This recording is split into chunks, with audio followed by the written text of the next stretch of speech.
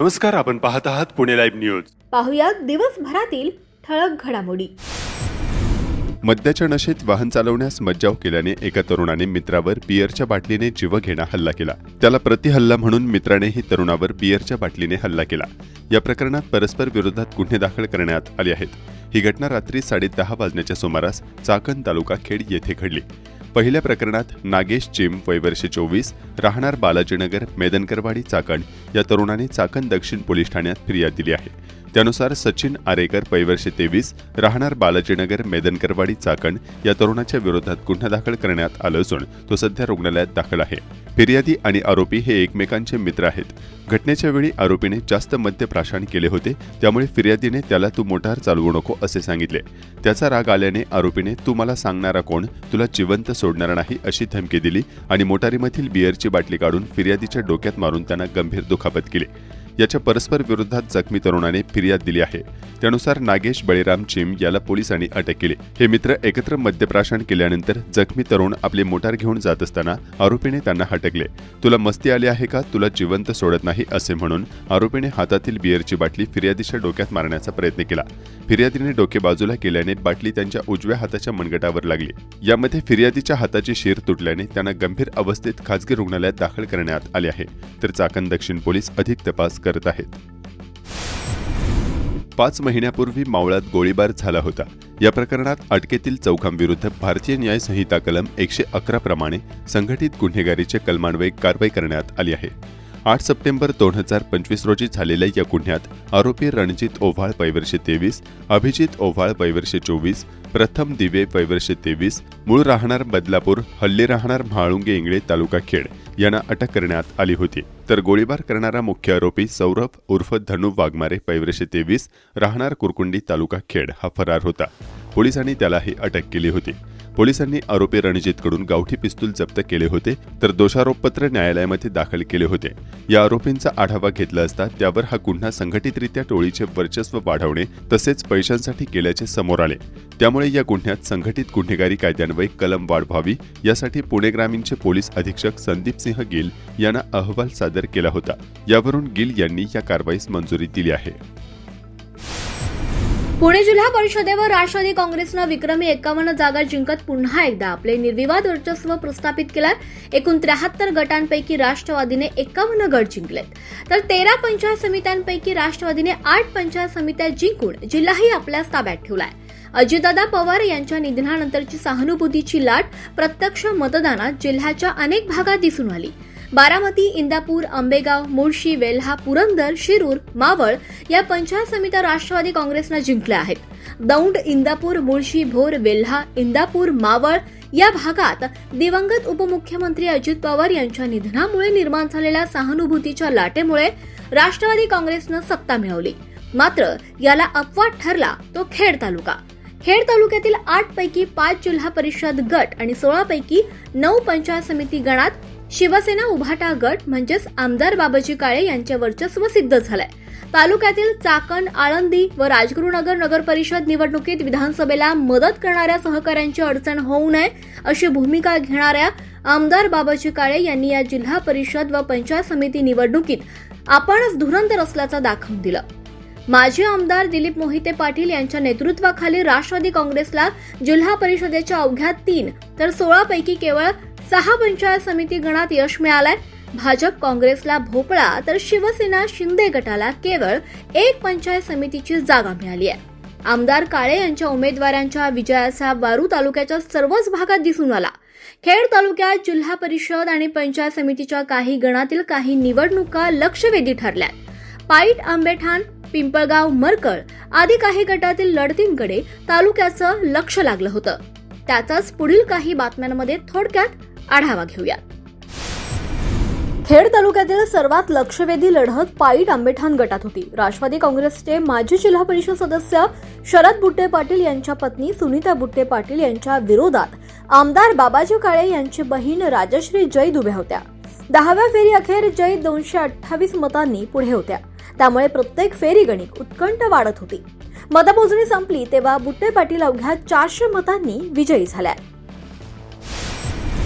कुरुळे आळंदी ग्रामीण गटात भोसरीचे माजी आमदार विलास लांडे यांच्या कन्या शिवसेना उद्धव बाळासाहेब ठाकरे पक्षाचा उमेदवार विनया मुंगसे यांनी पहिल्यापासूनच आघाडी घेत राष्ट्रवादीच्या शीतल येळवंडे यांचा 1932 मतांनी पराभव केलाय। या लढतीकडे तालुक्यासह जिल्ह्याचे लक्ष लागलं होतं। शीतल येळवंडे यांनी मुंगसे यांना तुल्यबळ लढत दिली आहे। पिंपळगाव मरकळ गटात शिवसेना उद्धव बाळासाहेब ठाकरे पक्षाच्या विजयसिंह शिंदे यांनी शिवसेनेच्या श्रीनाथ लांडे यांचा 2651 मतांनी पराभव केलाय। या गटात सुरुवातीला लांडे यांनी 300 मतांनी आघाडी घेतली होती, नंतर मात्र शिंदे यांनी जोरदार मुसंडी मारत विजयाला गवसणी घातली आहे। वाडा वशेरे गटात शिवसेना उद्धव बाळासाहेब ठाकरे पक्षाकडून विठ्ठल वनघरे 10व्या फेरी अखेर शिवसेनेच्या संतोष सुपे यांच्यापेक्षा 701 मतांनी पुढे होते, तर राष्ट्रवादी काँग्रेसचे समीर सुपे तिसऱ्या क्रमांकावर होते। मात्र पुढच्या फेऱ्यांमध्ये कौल बदलला आणि समीर सुपे यांनी संतोष सुपे यांचा 850 मतांनी पराभव केला आणि विठ्ठल वनघरे हे तिसऱ्या क्रमांकावर राहिले। कडूस चास गटात शिवसेना उद्धव बाळासाहेब ठाकरे पक्षाकडून माजी जिल्हा परिषद सदस्य तनुजा घनवट आणि पंचायत समितीचे माजी सभापती अंकुश राक्षे यांच्या पत्नी वसुधा राक्षे यांच्यात लढत झाली। मतमोजणीमध्ये पहिल्यापासूनच आघाडी घेत घनवट या 2515 मतांनी निवडून आलाय। सलग दुसऱ्यांदा त्यांनी विजय संपादन केलाय। रेटवडी वाफगाव गटात शिवसेना ठाकरे पक्षाच्या दीप्ती भोगाडे यांनी सुरुवातीला मोठी आघाडी घेतली, मात्र नंतर शिवसेनेच्या रोहिणी तिगळे यांनी त्यांची आघाडी झपाट्यानं कमी केली। अखेरच्या काही फेऱ्यांमध्ये भोगाडे अवघ्या 704 मतांनी विजयी झाल्यात। राष्ट्रवादीच्या अश्विनी पाचारने चक्क तिसऱ्या क्रमांकावर फेकल्या गेल्या। मेदनकरवाडी काळूस गटात शिवसेना उद्धव बाळासाहेब ठाकरे पक्षाचे नवखे उमेदवार गणेश अरगडे यांनी राष्ट्रवादी काँग्रेसचे उमेदवार आणि बाजार समितीचे संचालक विनोद उर्फ पप्पू टोपे यांचा 1917 मतांनी पराभव केलाय। नाणेकरवाडी महाळुंगे गटात राष्ट्रवादीच्या गणेश बोत्रे यांनी शिवसेना उद्धव बाळासाहेब ठाकरे पक्षाच्या जीवन खराबे यांचा 3410 मतांनी पराभव केला। सुरुवातीपासूनच बोत्रे यांनी आघाडी घेतली, ती अखेरपर्यंत कायम राहिली। खेड पंचायत समितीवरही शिवसेना उद्धव बाळासाहेब ठाकरे पक्षाचा भगवा फडकलाय। मात्र काही जिल्हा परिषद गटात क्रॉस वोटिंग झाल्याची बाब समोर आली आहे। शिवसेना ठाकरे पक्षानं चास, वाफगाव, रेटवडी, पिंपळगाव, मरकळ, काळूस, पाईट, नाणेकरवाडी आणि कुरुळी या 9 गणात विजय मिळवलाय, तर वाशेरे, कडूस, मेदनकरवाडी, आंबेठाण, माहुंगे आणि आळंदी या 6 गणात राष्ट्रवादीनं यश मिळवलंय। पश्चिम भागातील वाडागण शिंदे शिवसेनेनं ताब्यात घेतला। ठाकरे शिवसेनेला रेटवडी, वाफगाव आणि पिंपळगाव, मरकळ या दोन्हीही गटातील 4ही गणात मोठं यश मिळालंय। खेड तालुक्यात इयत्ता 12वी शालांत बोर्ड परीक्षा मंगळवार दिनांक 10 फेब्रुवारीपासून 8 परीक्षा केंद्रावरून सुरू झाली आहे। पहिल्याच दिवशी इंग्रजीचा पेपर सोपा गेल्याने परीक्षार्थी विद्यार्थ्यांच्या चेहऱ्यावर आनंद पाहावयास मिळाला।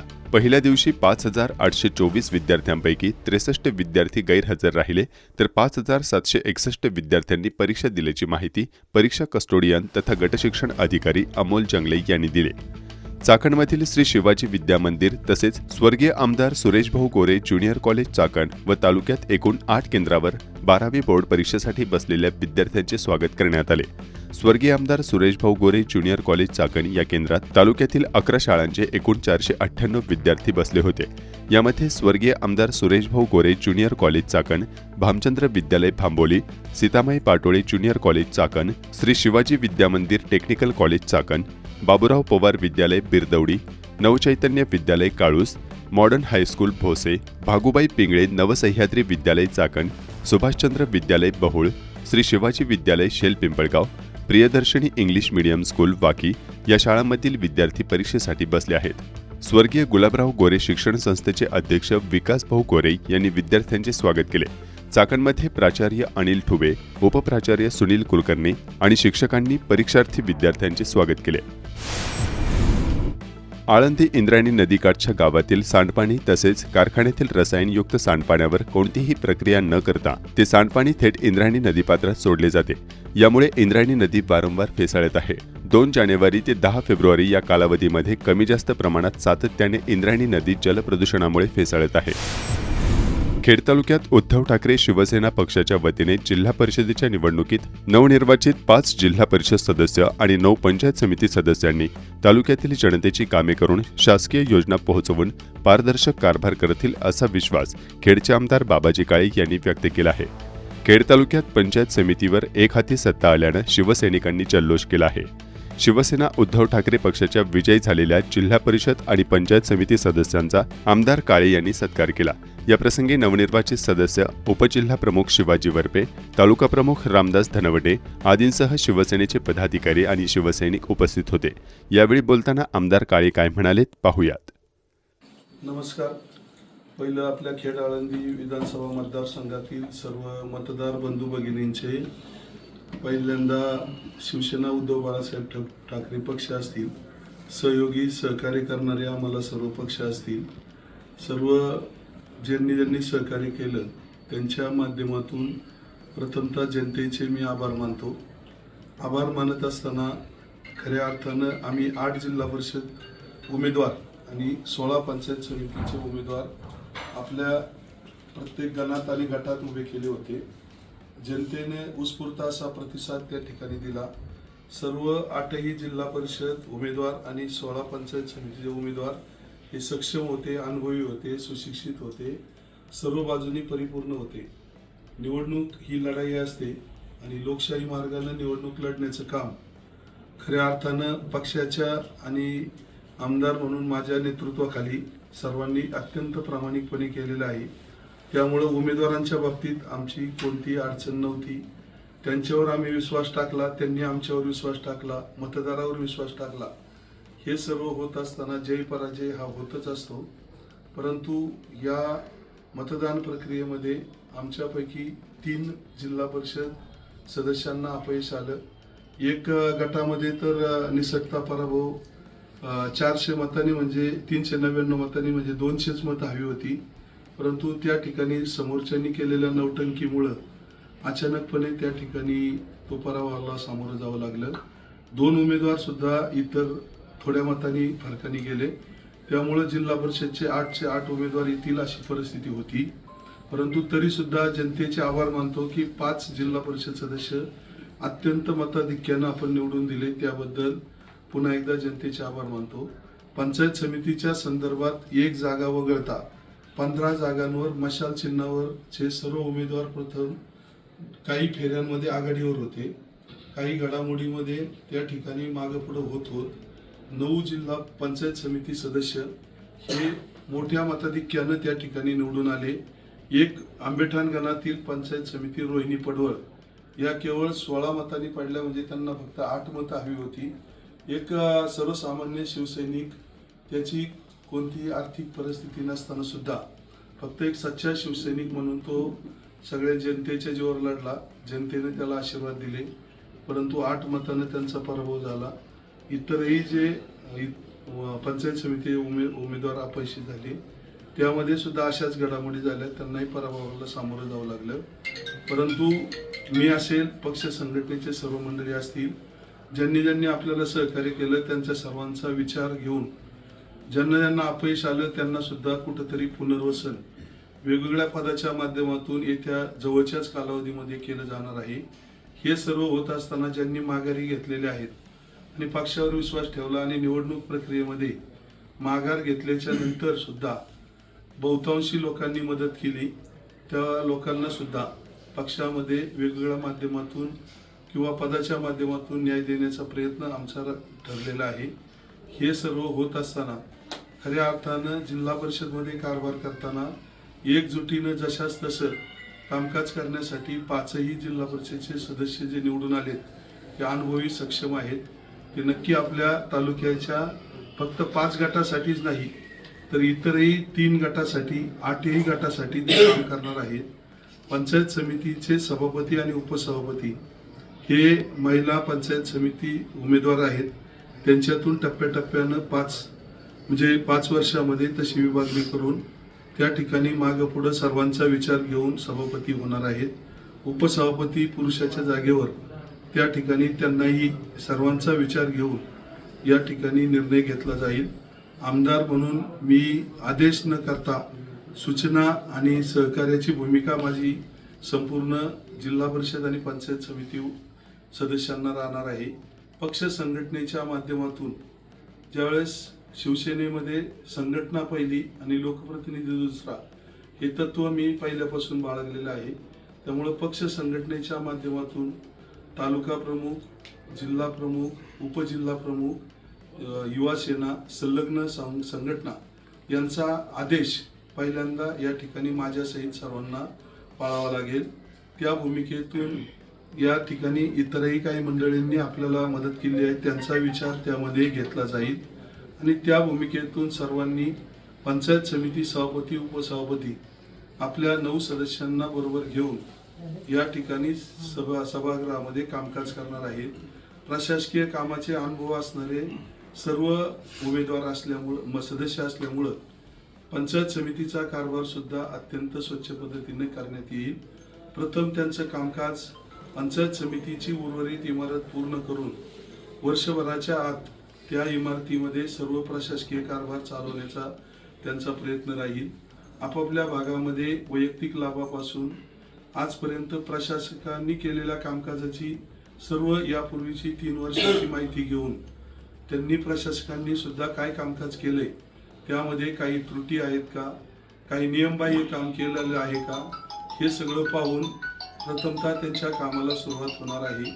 आणि हे सर्व होत असताना या सर्व गोष्टीचा लेखाजोखा आढावा आमदार म्हणून संविधानिक पदाचा आधार घेत माझ्या अधिकारात मी प्रत्येक 15 दिवसांनी प्रत्येक विभागाचा आढावा घेऊन या सर्व मंडळींना बरोबर घेऊन या तालुक्याच्या तळागाळापासून तर जिल्हा स्तरापर्यंत ज्या ज्या अडीअडचणी आहेत त्या सोडवण्याचा प्रयत्न माझा राहील. मंत्रालयीन कामकाज असेल किंवा राज्यस्तरावरचे विषय असतील, आपले विद्यमान खासदारांना केंद्रातले विषय असतील, या सर्वांच्या विचारानं या तालुक्यामध्ये ही फक्त निवडणूक म्हणून काट्याला काटा काढायचा, आडवा जिरवा अशी भूमिका डोळ्यासमोर न ठेवता केवळ समाज हितासाठी ही सगळी चांगली मंडळी निवडून आली आहेत. त्यांना पहिलाच वाक्य माझं असं आहे, तुम्ही निवडून जनतेसाठी आलेला आहात, जनतेनं तुमच्यावर विश्वास टाकलाय, त्यामुळं जनतेची आपल्याला कामं करायचे हे धोरण डोळ्यासमोर ठेवून हा खेड तालुक्यातील जनतेचं आपल्याला काम करायचं आहे. ते नक्कीच ही सर्व मंडळी विश्वासानं हातात हात घालून कोणाच्याही भूलथापांना बळी न पडता पहिल्या दिवसापासून शपथपूर्वक त्या ठिकाणी कामकाज प्रत्येकाचं राहणार आहे. त्यामुळं आपल्या तालुक्यासाठी त्यांनी केलेला निर्णय हा नक्की हितावर राहणार आहे. हा तालुका पुढे नेण्यासाठी सर्वजण कटिबद्ध आणि सज्ज झालेले आहेत. राज्य सरकारच्या तीर्थक्षेत्र विकास आराखड्यातून आळंदी शहरासाठी मंजूर करण्यात आलेली सीसीटीव्ही यंत्रणा भाविकांच्या सुरक्षेसाठी तात्काळ बसवण्यात यावी अशी विनंती नगराध्यक्ष प्रशांत कुऱ्हाडे यांनी जिल्हाधिकाऱ्यांकडे पत्राद्वारे केली आहे. कुलस्वामिनी साहित्य परिषद आयोजित 3रे विश्वसाहित्यिक पद्मश्री नामदेवराव ढसाळ स्मृती साहित्य संमेलन ढसाळांच्या जयंती दिनी रविवारी दिनांक 15 फेब्रुवारी 2026 रोजी नीलकमल लॉन्स, पुणे नाशिक रोड, राजगुरुनगर येथे संपन्न होणार आहे. सदर साहित्य संमेलनास महाराष्ट्र राज्यातील विविध जिल्ह्यातून अनेक प्रसिद्ध साहित्यिक, कवी, विचारवंत उपस्थित राहणार असून विविध विषयांवर परिसंवाद, कवी संमेलन आदी कार्यक्रम होणार असल्याची माहिती संमेलनाचे निमंत्रक अशोक टावरे यांनी दिली आहे. दिल्ली येथे झालेल्या नॅशनल चॅम्पियनशिप स्पर्धेमध्ये ब्रॉन्झ मेडल घेतल्याबद्दल मल्ल सम्राट कुस्ती संकुलाचा पैलवान, नॅशनल चॅम्पियन रुद्रप्रताप साबळे याचे बहु तालुका खेड ग्रामस्थांच्या वतीनं जंगी स्वागत करण्यात आलं. आळंदी नगर परिषद हद्दीतील देहू फाटा ते चाकण चौक यांना जोडणाऱ्या गरुड स्तंभालगतच्या इंद्रायणी नदी पुलावरील रस्त्याची दुरुस्ती आणि डांबरीकरणाचं काम नगर परिषदेनं पूर्ण केलंय. नमस्कार, आपण पाहत आहात पुणे लाईव्ह न्यूज.